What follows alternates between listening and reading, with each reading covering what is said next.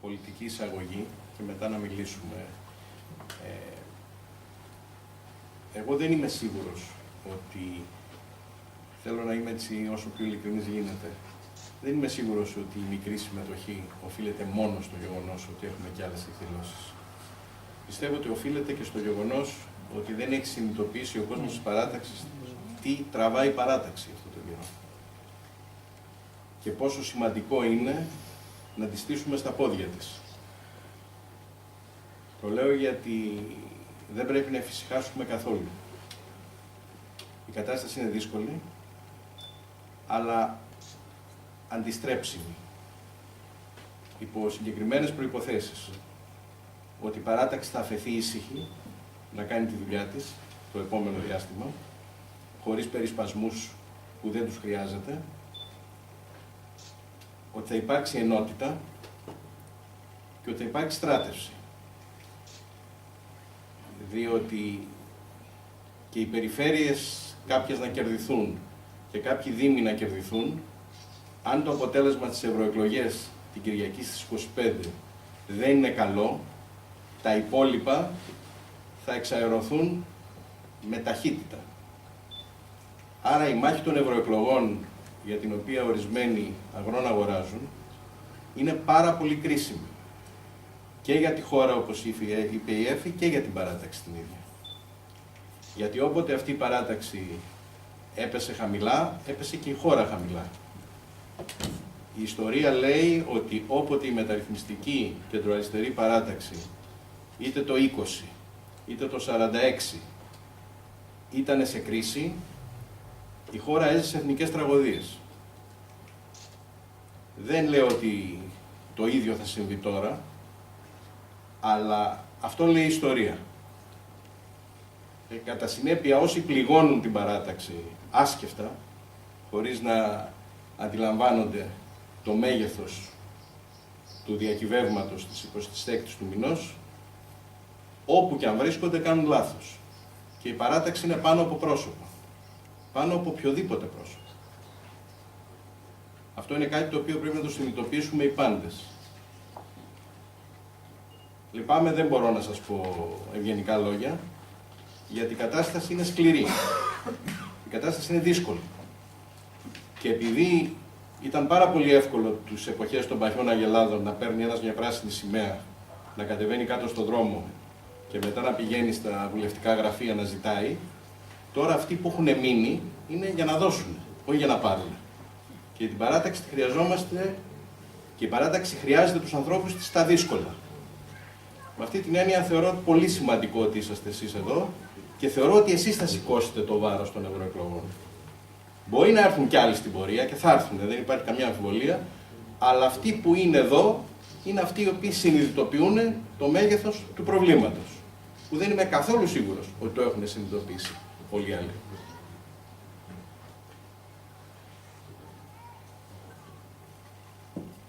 Κανονικά για τις ευρωεκλογές θα έπρεπε να συζητάμε μόνο για το θέμα της Ευρώπης, η οποία έχει μεγάλη σχέση με την καθημερινότητά μας. Είναι λάθος να νομίζουμε ότι αυτά που θα αποφασίζονται στο Ευρωπαϊκό Κοινοβούλιο, το οποίο θα έχει αυξημένες αρμοδιότητες, δεν έχουν σχέση με την καθημερινότητα του άνεργου, του επαγγελματοβιοτέχνη, κυρίως ας πούμε του αγρότη, γιατί η κοινή αγροτική πολιτική είναι η μόνη πολιτική η οποία ήταν κοινή στην Ευρώπη εδώ και πάρα πολύ καιρό. Θα ψηφίσει ο κόσμος με βάση αυτό το κριτήριο? Πολύ μικρό ποσοστό θα ψηφίσει με βάση αυτό το κριτήριο και το ξέρουμε. Πάντως για αυτόν τον κόσμο πρέπει να του πούμε ότι υπάρχουν τρία σενάρια. Το σενάριο του Λαϊκού Κόμματος που λέει ναι Ευρώπη, αλλά μια χαρά είναι η Ευρώπη, όπως πηγαίνει με την νεοφιλελεύθερη πολιτική, δεν χρειαζόμαστε λοιπόν σοβαρές τομές, αφήστε την Ευρώπη έτσι όπως είναι. Υπάρχει το δεύτερο σενάριο που κατευθύνεται από την ακροδεξιά και την ακροαριστερά, δεν τις ταυτίζω, αλλά είναι βέβαιο ότι αυτό το οποίο λένε είναι λιγότερη ως καθόλου Ευρώπη, επανεθνικοποίηση και εθνικοποίηση, γεια σου Τάνο, τι γίνεται, καλώς. Και εθνικοποίηση της πολιτικής. Γεια σου, να μας διακόψεις μετά. Και επιστροφή και στη δραχμή. Αυτή είναι η βασική το βασικό μοτίβο αυτού του σενάριου. Και υπάρχει και το τρίτο σενάριο, η τρίτη αφήγηση, που είναι αυτή που λένε οι σοσιαλιστές και οι δημοκράτες, που είναι οι σύμμαχοί τους, που λέει περισσότερη Ευρώπη, αλλά και διαφορετική Ευρώπη. Δηλαδή, κοινωνικά δίκαιη, συμμετοχική, δημοκρατική, γιατί η Ευρώπη αυτή έχει αποξενωθεί από τους πολίτες της και εξαιτίας αυτού του λόγου βλέπουμε την ενίσχυση της ακροδεξιάς, που είναι βέβαιο ότι θα τη δούμε, αν και σε μικρότερη έκταση από ό,τι φαινόταν πριν από ένα χρόνο. Ένας κόσμος λοιπόν θα ψηφίσει με βάση το ευρωπαϊκό κριτήριο. Ένας άλλος κόσμος όμως θα ψηφίσει με βάση τον εθνικό ορίζοντα. Και εδώ πρέπει να δώσουμε μια πολύ σκληρή μάχη, που είναι μάχη ύπαρξης για την παράταξή μας. Δεν θέλω να πω χαϊδέματα στα αυτιά, δίνουμε μάχη ύπαρξης της παράταξης. Και θα απαντήσω σε 3-4 ερωτήματα που ξέρω ότι τα συναντάτε στον δρόμο. Ως πότε θα πάμε με τη Νέα Δημοκρατία, γιατί ελιά, προσωρινό σχήμα, τι γίνεται μετά. Είναι ερωτήματα τα οποία τα ξέρουμε. Τώρα να τα κρύψουμε δεν έχει κανένα νόημα, γιατί τα συναντάμε και αν δεν υπάρξουν απαντήσεις σε αυτά, ο άλλος δεν θα καταλάβει γιατί να έρθει να ψηφίσει. Η παράταξη λοιπόν αυτή έλειωσε αυτά τα 3 χρόνια. Έλειωσε. Αυτή είναι η πραγματικότητα. Όταν στις καλύτερες περιπτώσεις μετρήσεις αυτή τη στιγμή είναι περί το 7%, καταλαβαίνετε ότι η λέξη έλειωσε είναι πραγματική. Έλειωσε μόνο για τα λάθη της. Η ιστορική αδικία είναι ότι έλειωσε και για τα σωστά της. Γιατί αν πριν 3 χρόνια δεν αποφάσιζε να αυτοχειριαστεί περίπου, θα είχε καταστραφεί η χώρα. Έκανε όμως ένα θεμελιώδες λάθος. Δεν έβαλε τους 180 ψήφους στη Βουλή και έτσι και λαϊδάνε τώρα από διάφορες πλευρές αυτοί οι οποίοι μας αφήσανε μόνους μας να σηκώσουμε το βάρος της κρίσης. Αυτοί που με τα ζάπια 1, 2, 3, 4, 5 ουσιαστικά ήταν η δεξιά απόχρωση της γραμμής του ΣΥΡΙΖΑ, αλλά περίπου τα ίδια λέγανε, ο Σαμαράς δηλαδή, ο οποίος εμφανίζεται αυτή τη στιγμή ως ακρεφνής ευρωπαϊστής. Βεβαίως η παράταξη αυτή έκανε και λάθη στο παρελθόν, σοβαρά. Και υπάρχουν και συμπεριφορές που πληγώσανε και ακόμα πληγώνουν τον κόσμο μας. Αλλά και συμπεριφορές που στο θέμα της ηθικής έβλαψαν την παράταξη. Δεν είναι μόνο οικονομικό το πρόβλημα, δεν είναι μόνο κοινωνικό το πρόβλημα της παράταξης. Ήτανε και συμπεριφορές στη διάσταση της ηθικής που πλήγωσαν τον κόσμο, ο οποίος είναι πολύ αυστηρός με εμάς και ορθώς είναι αυστηρός. Ταυτοχρόνως βέβαια, και θέλω να σας πω και εγώ θέλω να είμαι τελείως κατηγορηματικός σε αυτό, πιστεύω ότι η παράταξη πρέπει να είναι υπερήφανη. Και ο κόσμος του Πασόκ που έχει μείνει στο Πασόκ πρέπει να είναι εξαιρετικά υπερήφανος και για την ιστορική διαδρομή από το 1974 και μετά και για το γεγονός ότι αυτά τα 3 τελευταία χρόνια με τα λάθη, με τις αδυναμίες, με τις εσωτερικές φαγωμάρες ουσιαστικά κράτησε τη χώρα όρθια. Και δεν πρέπει να αφήσουμε την μεταμφιεσμένη την πολιτική της Χρυσής Αυγής, η οποία πάει να ό,τι έγινε από το 1974 και μετά και που σε μεγάλο βαθμό έχει τη σφραγίδα και αυτής εδώ της παράταξης, κυρίως αυτής εδώ της παράταξης, να το πετάξει μαζί με τα πόνερα, να πετάξει και το παιδί.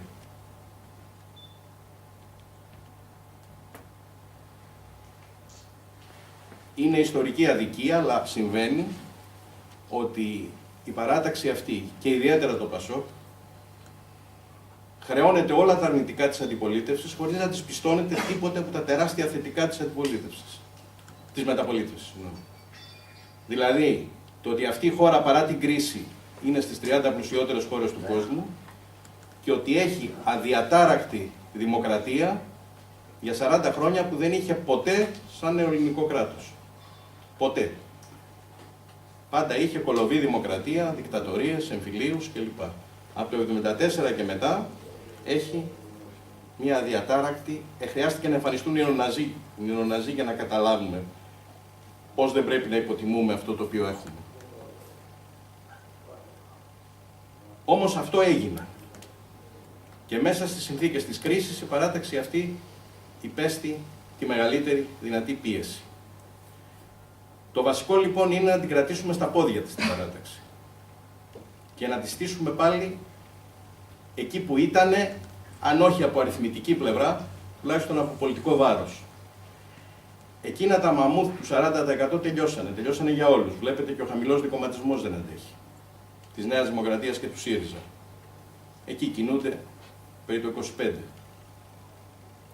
Άρα θα πάμε σε κυβερνήσεις συνεργασίας. Θα πηγαίνουμε από εδώ και μπρος και θα έλεγα ευτυχώς θα πηγαίνουμε σε κυβερνήσεις συνεργασίας. Χρειαζόμαστε λοιπόν ισχυρή κεντροαριστερά, ισχυρό μεταρρυθμιστικό πόλο για αυτές τις συνεργασίες. Και έρχεται το ερώτημα, πώς θα τραβήξει η βαλίτσα με τη Νέα Δημοκρατία? Γιατί ο κόσμος μας πιέζεται. Ο κόσμος μας είναι ένας κόσμος που έμαθε από τη δεξιά.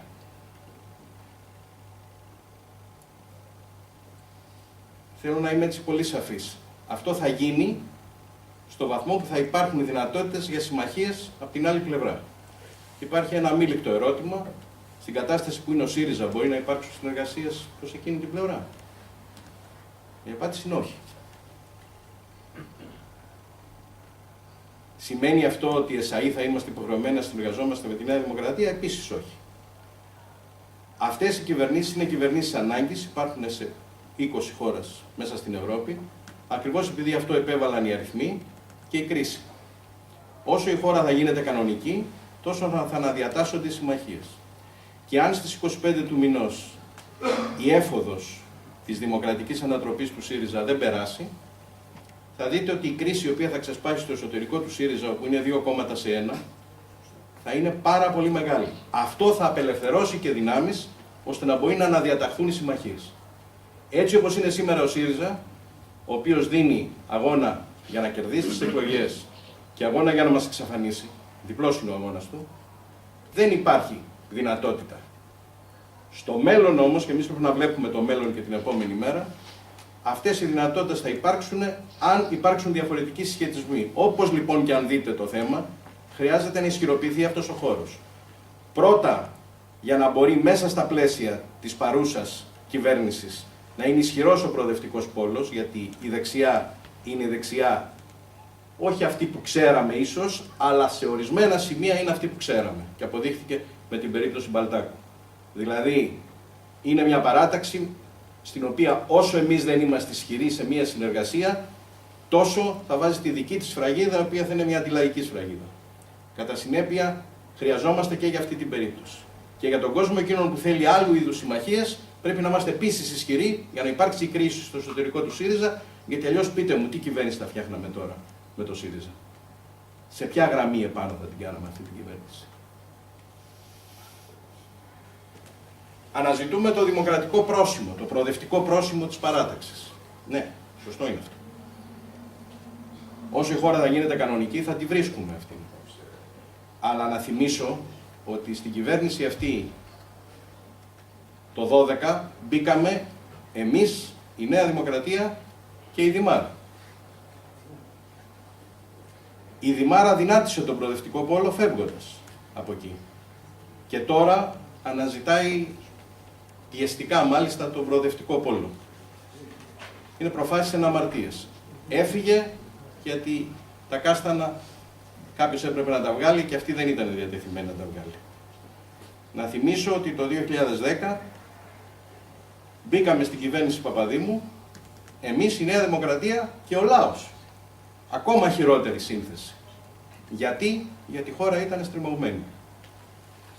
Κατά συνέπεια το προοδευτικό πρόσημο θα το αναζητήσουμε και θα το βρούμε στην πορεία όσο η χώρα θα γίνεται κανονική. Και τελειώνω. Γιατί ελιά? Τι είναι ελιά? Η ελιά είναι μια ομπρέλα. Από την πρώτη στιγμή η πρόσκληση ήταν σε κόμματα, κινήσεις και πρόσωπα του ευρύτερου κεντροαριστερού και μεταρρυθμιστικού χώρου. Χωρίς κανένα αποκλεισμό και βέβαια, πρέπει να πούμε την πάσα αλήθεια, δεν μπορούσε να γίνει χωρίς την παρουσία του ΠΑΣΟΚ. Δεν μπορούσε να γίνει χωρίς την παρουσία του ισχυρότερου μέσα στις δοσμένες συνθήκες χώρου, ακόμα και αν αυτός ο χώρος είχε συρρυκνωθεί. Αυτή είναι η πραγματικότητα. Και επειδή εγώ την έζησα από την πρώτη μέρα, θέλω να είμαι απολύτως ειλικρινής. Δεν υπήρχε περίπτωση να γίνει αυτό αν το Πασόκ δεν έμπαινε μέσα. Από την πρώτη στιγμή αντιμετωπίσαμε δύο κατηγορίες, οι οποίες υπάρχουν ακόμα και τροφοδοτούνται από άστοχες κινήσεις. Η μία λέει ότι είναι ένα κόλπο του Βενιζέλου και του Πασόκ για να κρυφτεί, διότι έπεφτε προεκλογικά και κατά συνέπεια έφτιαξε αυτή την ομπρέλα για να κρυφτεί.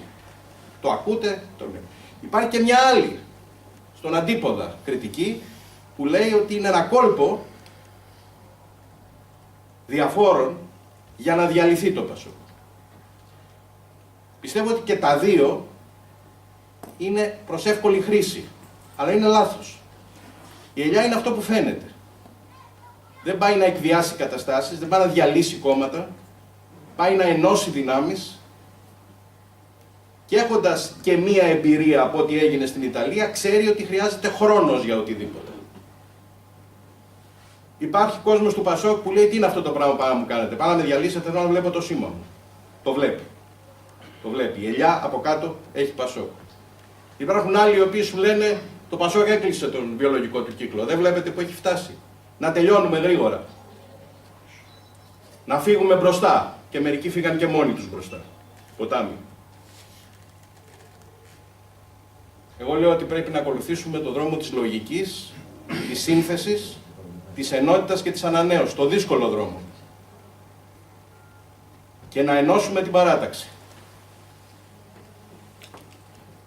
Θα ήταν τα πράγματα καλύτερα αν ήταν η Δημάρ. Αλλά η Δημάρ από τη στιγμή που έφυγε από την κυβέρνηση δεν υπήρχε περίπτωση να μπει στον ευρύτερο χώρο της κεντροαριστεράς.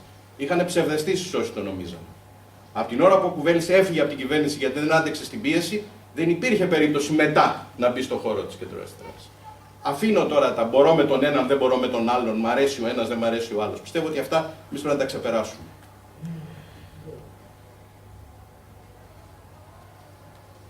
Τι θα γίνει μετά, κανείς δεν ξέρει. Είμαι απολύτως βέβαιος όμως ότι τίποτα δεν μπορεί να γίνει αν η παράταξη δεν κατακτήσει στις 25 του μηνός ένα σοβαρό, αξιοπρεπές εφαλτήριο εκλογικό. Μου πείτε τώρα πόσο θα είναι αυτό. Πάντως αρκετά παραπάνω από αυτό που βλέπουμε σήμερα στις μετρήσεις, για να είμαστε απολύτως ειλικρινείς. Μερικοί νομίζουν ότι αν καταστραφεί η παράταξη, εκ του μηδενός θα συγκροτηθεί. Επί των ερειπίων υπάρχουν εδώ και πάρα πολλοί που έχουν μείνει τελείως απ' έξω. Και δεν μιλάω για τα πρόσφατα γεγονότα. Αυτά νομίζω ότι ξεπερνιούνται. Μιλάω εδώ και 2 χρόνια, ας πούμε. Μένουν τελείως απ' έξω, πιστεύοντας ότι όταν καταστραφεί ο χώρος, θα τις καλέσει η ιστορία να αναλάβουν την ευθύνη. Κανέναν δεν πρόκειται να καλέσει η ιστορία. Εάν καταστραφεί η παράταξη εκλογικά, θα περάσουμε αυτό που πέρασε ο κεντρώος χώρος στη δεκαετία του 50. Θα κάνουμε 10 χρόνια να πάμε πάνω μας. Και αυτό δεν αφορά μόνο την παράταξη, αυτό αφορά και τη χώρα. Η χώρα θα μπει σε μεγάλη ταλαιπωρία, γιατί δεν υπάρχει δυνατότητα ούτε από τη Νέα Δημοκρατία ούτε από το ΣΥΡΙΖΑ να ανατάξουν τη χώρα αυτή. Αυτή η παράταξη το έκανε πάντοτε. Άρα είναι κρίσιμο το κατόφλι της 25ης του μηνός. Ελιά λοιπόν που συνδυάζει το παλιό με το καινούριο. Το παλιό που αντέχει με το καινούριο το οποίο είναι απαραίτητο. Και μια τελευταία επισήμανση. Πιεζόμαστε και από το ποτάμι στη βάση, ας πούμε, της αφηρημένης έννοιας του καινούριου. Ξέρετε, σε κάθε εκλογές εμφανίζεται κάτι που είναι καινούριο.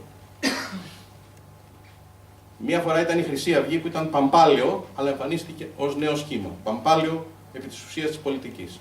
Ο ΣΥΡΙΖΑ εμφανίστηκε ως καινούριο για ένα διάστημα, τώρα βλέπετε ότι του παίρνει την κρέμα, του την παίρνει το ποτάμι ως καινούριο. Αν η ΕΦ και εγώ ερχόμασταν εδώ πέρα και στις 10 ερωτήσεις που μας κάνατε, στις 9 σας λέγαμε δεν έχουμε να σας απαντήσουμε. Θα τα δούμε μετά τις 25 του μηνός και μαζί σας θα διαμορφώσουμε. Το που θα πάμε σαν ευρωκοινοβουλευτική ομάδα, τι θα κάνουμε με την αγροτική παραγωγή, τι θα κάνουμε με το γάλα, τι θα κάνουμε με τα κατσίκια, τι θα κάνουμε. Αλλά όλα αυτά θα τα δούμε. Θα μας λέγατε, παιδιά, εντάξει, πάρτε δρόμο, ωραίοι είσαστε, αλλά δεν κάνετε για την πολιτική. Εδώ βλέπετε υπάρχει μεγάλη πίστοση χρόνου. Κάθε τι που εμφανίζεται καινούριο, του δίνουν και τη δυνατότητα να πει μερικά πράγματα. Θέλει μια προσοχή στο πώς τους αντιμετωπίζουμε. Μια μεγάλη προσοχή θέλει. Ο κόσμος που θα τους ακολουθήσει είναι ένας κόσμος που θα μπορούσε να έρθει και σε εμάς, αλλά με την κατάσταση η οποία διαμορφώθηκε στον χώρο μας, στέκεται επιφυλακτικός. Έχουμε λιγότερο από μήνα. Φαίνεται λίγο το χρονικό διάστημα. Είναι τεράστιο. Ο χρόνος είναι εξαιρετικά πυκνός. Η τελευταία εβδομάδα δε, ανάμεσα στην πρώτη και τη δεύτερη, θα είναι η εβδομάδα των ευρωεκλογών. Εκεί το ενδιαφέρον, αφού θα έχει πέσει και ο σταυρός στα δημοτικά και στα περιφερειακά και θα έχει φύγει το ντέρτι από τον καθέναν, γιατί εδώ η μισή Ελλάδα είναι υποψήφιοι, θα μπορέσουμε να δούμε την παράταξή μας. Αλλά θέλω να σας πω ότι τώρα, από σήμερα, πρέπει να κάνουμε τη δουλειά μας παντού. Δηλαδή, ο καθένας μας πρέπει να σταθεροποιήσει έναν άνθρωπο, να φέρει έναν ταλαντευόμενο, να δημιουργήσει ένα κομματικό πατριωτισμό με την καλή έννοια σε αυτόν ο οποίος, ας πούμε, είναι απογοητευμένος, που οι εσωτερικές μας διχόνοιες τον έχουν πετάξει κάτω. Τα ξέρετε όλα αυτά, δεν χρειάζεται να πούμε τίποτα και δεν χρειάζεται να κατηγορήσουμε κανέναν. Εμείς πρέπει να ενώσουμε το χώρο αυτή τη στιγμή. Εγώ τέλειωσα, Εφη, επειδή έκανα πολιτική τέτοια συνέχεια. Θα το κάνω τώρα. Εγώ ξεκίνησα με την παρότρινση περί των συστάσεων. Θα ήθελα να προσθέσω κάποια πράγματα στα εσωτερικά που έβαλε ο Νίκος και να μιλήσω και λίγο και για τα ευρωπαϊκά και τη σύνδεσή τους με αυτό το οποίο έκανε και ο Νίκος πριν, πόσο ρόλο παίζουν στην καθημερινότητα του καθενός και της καθεμιάς που βρίσκεται σε αυτό το χώρο, αλλά και σε κάθε πόλη από άκρη σε άκρη της Ελλάδας. Καταρχήν, το γιατί μπήκαμε στο μνημόνιο, αν εμείς βάλαμε τη χώρα στο μνημόνιο ή όχι, είναι όχι. Στο μνημόνιο μας έβαλε η κυβέρνηση του Καραμαλή, το 2004 με το 2009. Μα θα πει κανείς, τα 5 χρόνια φτάνουν, ενώ κυβέρνησε το Πασόκ τόσα χρόνια για να βρεθούμε σε αυτή την κατάσταση? Ναι, φτάνουν. Φτάνουν γιατί εκεί που θα έπρεπε να πάρθουν αποφάσεις για να αναχαιτιστεί μια αρνητική πορεία και όσο αφορά τα δημοσιονομικά και όσο αφορά άλλα ζητήματα που είχαν σχέση να κάνουν με τις δαπάνες και τον τρόπο λειτουργίας του κράτους, μην ξεχνάμε ότι ο Καραμαλής πήρε πλειοψηφία γιατί είπε ότι θα επανειδρύσει το κράτος. Ο λαός κατανοούσε ότι υπήρχε η ανάγκη να δημιουργήσουμε ένα άλλο κράτος που να είναι αποτελεσματικό, αντιγραφειοκρατικό, στην υπηρεσία των πολιτών. Όχι μόνο δεν έκανε αυτό, αλλά έκανε ενέργειες που διόγκωσαν και τα δημοσιονομικά και αύξησαν τις δαπάνες και αύξησαν το δημόσιο και δεν μπορούσε να τηρήσει κανένα δείκτη και συνάμα είχαν απέναντι λόγω της πλειοψηφίας των δεξιών κομμάτων στην Ευρώπη, μια Ευρώπη που ενώ προβλέπεται στο Σύμφωνο Σταθερότητας και Ανάπτυξης προληπτικός μηχανισμός ελέγχου, επειδή η κυριαρχία στην Ευρωπαϊκή Ένωση, γιατί δεν έχει επιτευχθεί ευρωπαϊκή ολοκλήρωση, είναι της Γερμανίας και της Γαλλίας, για να μπορέσει να κρύψει τα προβλήματα της Γαλλίας και της Γερμανίας του 2005, τότε συνέβη αυτό, σχεδόν αφήρεσε τον προληπτικό μηχανισμό ελέγχου.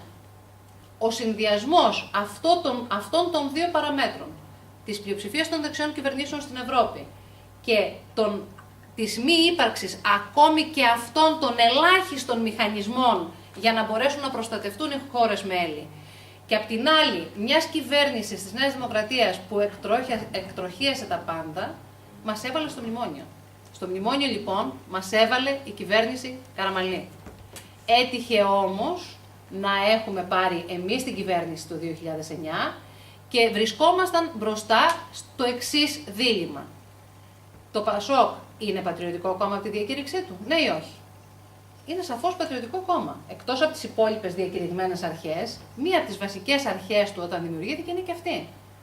Στα πλαίσια λοιπόν υλοποίησης αυτής της βασικής καταστατικής του αρχής, έπρεπε να πάρθει η απόφαση για να οδηγηθούμε στο μνημόνιο, να μην αφήσουμε, όχι στο μνημόνιο, να μην αφήσουμε τη χώρα να πτωχεύσει. Γιατί το μνημόνιο ήταν μία παράμετρος αναγκαστική λόγω της ανυπαρξίας θεσμών στην Ευρωπαϊκή Ένωση.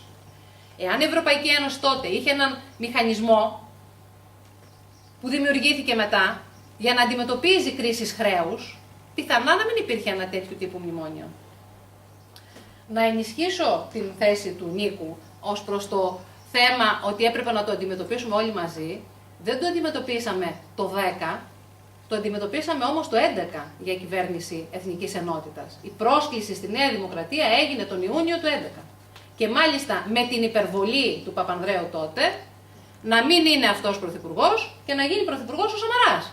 Να ικανοποιήσει και τη φιλοδοξία του Σαμαρά για να γίνει πρωθυπουργός. Για να γλιτώσουμε τις εκλογές πιθανά που ήρθαν μετά, γιατί πάλι η αιμονή της Νέας Δημοκρατίας μας οδήγησε στις εκλογές του 12, που αυτό θεωρώ ότι καθυστέρησε και τα αποτελέσματα τα οποία υπήλθαν αργότερα. Άρα λοιπόν το προτείναμε. Αλλά τότε ο Σαμαράς ήταν στην αιμονή των ζαπίων, όπως είπε και ο Νίκος. Φτάσαμε σε μια κυβέρνηση λοιπόν εθνικής ενότητας, ας πούμε, θα έπρεπε να είναι όλες οι δυνάμεις μέσα, αλλά οι δυνάμεις θα έπρεπε να είναι σόφρονες και να διαθέτουν σύνεση και σοφροσύνη, αλλά δεν διέθεταν. Ειδικά οι δυνάμεις της αριστεράς όφυλαν από αυτό το οποίο διακηρύττουν να είναι μέσα και να μην είναι στην πλατεία Συντάγματος δημιουργώντας όλα αυτά τα οποία δημιουργούσαν τους αγανακτισμένους. Αλλά αυτό θα το κρίνει η ιστορία, ούτως ή άλλως, και βλέπουμε ότι όσο περνάει ο καιρός βγαίνουν τα αποτελέσματα. Και φτάσαμε πάλι μετά την αιμονή της Νέας Δημοκρατίας, ενώ δεν θα έπρεπε να έχουμε πάει για εκλογές το 12, να πάμε για εκλογές το 12. Και να καθυστερήσουμε τα αποτελέσματα που σήμερα λέμε ότι μας δείχνουν ότι στην άκρη του τούνελ έχει φως. Το 70% των αποτελεσμάτων αυτών δεν επήλθε από το 12 και μετά, επιτεύχθη με την κυβέρνηση Παπαδήμου και την κυβέρνηση του Πασόκ. Απλά, επειδή αυτή τη στιγμή ηγείται ως πρωθυπουργός, γιατί και εμείς είμαστε μέσα και ο Βενιζέλος το κάνει σαφές σε οποιαδήποτε τοποθέτησή του, ότι αυτό είναι επιτυχία της διακυβέρνησης και των αποφάσεων των στρατηγικών του Πασόκ, ο Σαμαράς προσπαθεί να το καρποθεί. Και αν τώρα πάμε να δούμε τι έκανε η Ευρωπαϊκή Ένωση, γιατί αξίζει να είμαστε μέσα στην Ευρωπαϊκή Ένωση, ποια είναι η Ευρωπαϊκή Ένωση που θέλουμε. Εγώ θα σας πω ότι είμαι ευρωσκεπτίστρια.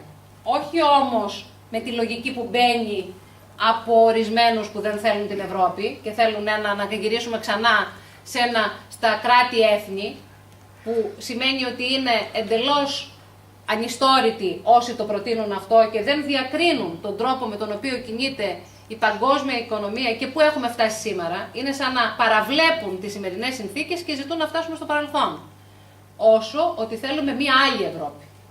Και έβαλε τα χαρακτηριστικά. Και τι έχω να επισημαίνω λοιπόν για την άλλη Ευρώπη που θέλουμε και γιατί λέμε Σούλτς, Ευρωπαϊκό Σοσιαλιστικό Κόμμα, και γιατί λέμε ότι είναι πολύ κρίσιμες αυτές οι ευρωεκλογές για τη χώρα και την παράταξη. Γιατί η παράταξη πάντα είναι συνυφασμένη με τα μεγάλα σε αυτή τη χώρα. Πάντα είναι μπροστάρης σε αλλαγές με πρόσημο θετικό, με πρόσημο προοδευτικό. Γιατί είναι η πρώτη φορά που ένα από τα κυρίαρχα όργανα της Ένωσης θα εκλεγεί. Δεν θα συναποφασιστεί με συμφωνίες μεταξύ των κυβερνήσεων. Άρα λοιπόν παίζει πολύ μεγάλο ρόλο να εκλεγεί ένας εκπρόσωπος του Ευρωπαϊκού Σοσιαλιστικού Κόμματος.